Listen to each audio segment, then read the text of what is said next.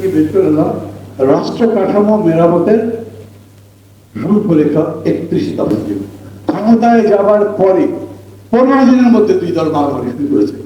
অনলাইনে লন্ডন থেকে কথা বললেন তারেক রহমান, একেবারে অসুস্থ অবস্থায় বিছানা থেকে কথা বললেন বেগম জিয়া, এবং তাদের কথা হচ্ছে 3 মাসের মধ্যে ভোট দিয়ে চলে যাবে।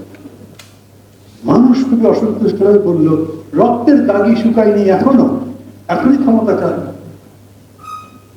ওদের কানে বাতাস গেল, করে নেতা বললেন ঠিক আছে 3 মাসকে 6 মাস করতে হবে।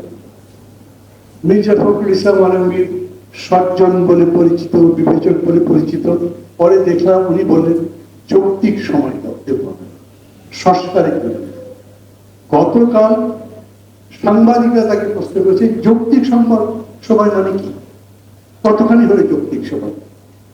তখন তিনি যা বলেছেন সেইটা আরো বেশি আমাদের চিন্তার উদ্রেক করে। তিনি বলেছেন এই সরকার 1-11 দিকে যে যাবে না সে ব্যাপারে তো কোনো নিশ্চয়তা পাচ্ছি না।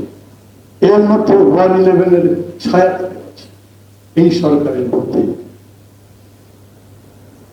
সাধারণ মানুষ হয়তো সবাই ছায়া দেখতে পারে না, কিন্তু আমরা তো 1-11 কিছু শারীরিকভাবে দেখেছি। আমরা একটা বিপদেই পড়েছি। কিরকম?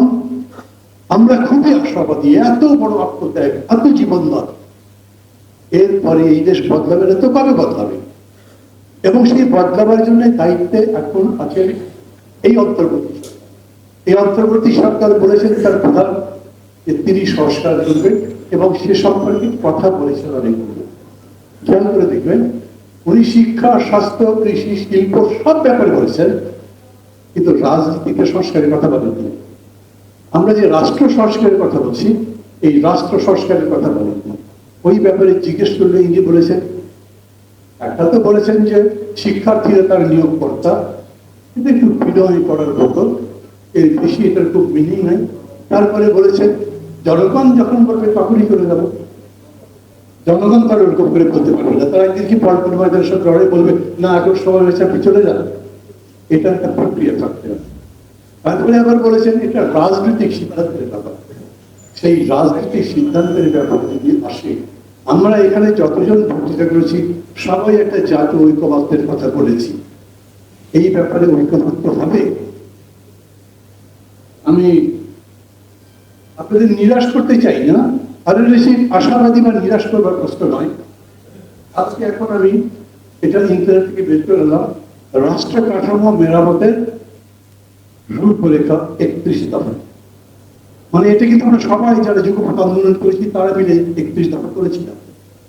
পড়তে গিয়ে আমার মনে হলো, যদিও অরিজিনাল কপিটার সঙ্গে আমার মেলাতে হবে, আমার মনে হলো বেশ কিছু জায়গাতে তারা কিছু নিজেদের মতো সংশোধন করেছেন। আবার প্রধানমন্ত্রী ক্ষমতা কমাতে হবে, সে কি নির্বাচনের পরে যে সংসদ তারা করবে নাকি আগেও করা যায়? আমাদের এখানে লেখা ছিল প্রথমে নির্বাচনের 6 মাসের মধ্যে নতুন সংসদ এই পরিবর্তন করবে।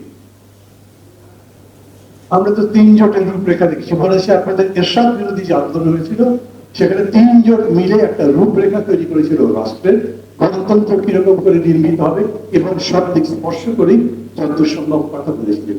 ক্ষমতায় যাবার পরে 15 দিনের মধ্যে 2 দল মারামারি শুরু করেছে, এবং সেখানে টিয়ার গ্যাসিং সব হয়নি এমন কিছু নেই। সমস্ত রূপরেখা কিচ্ছু করা যায়নি।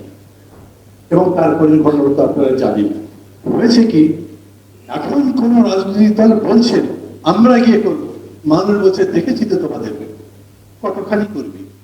আমরা যারা এখানে আছি আজকে, যারা আয়োজন করেছেন প্রধানত রাষ্ট্র সংস্কার আন্দোলন, এবং তার সাথে সাথে যারা এখানে আছেন সামনে রোস্ট্রামে যারা বসে আছেন আলোচক হিসেবে, আমরা সবাই মনে করি একটা ভালো কাজ করবার জন্য আমাকে অপেক্ষা করতে হবে কেন? আমাকে যদি কেউ বলেন আমাদের যে কন্ট্রাক্ট ছিল তার মধ্যে কথা লেখা ছিল না, আমি বলি লেখা না থাকুক। এখন পুরো পরিস্থিতি বদলে গেছে, এখন নতুন করে ভাবতে পারা যাবে না। আমি যদি মনে করি বাইক্যামেরাল লেজিসলেচার হওয়া উচিত, এই 31 দফার মধ্যে যতগুলো কনস্টিটিউশন রিফর্মসের কথা আছে আমি স্পষ্ট করছি, যদি এই ইন্টারিম গভর্নমেন্ট এই সবগুলো এক্সিকিউটিভ অর্ডার করে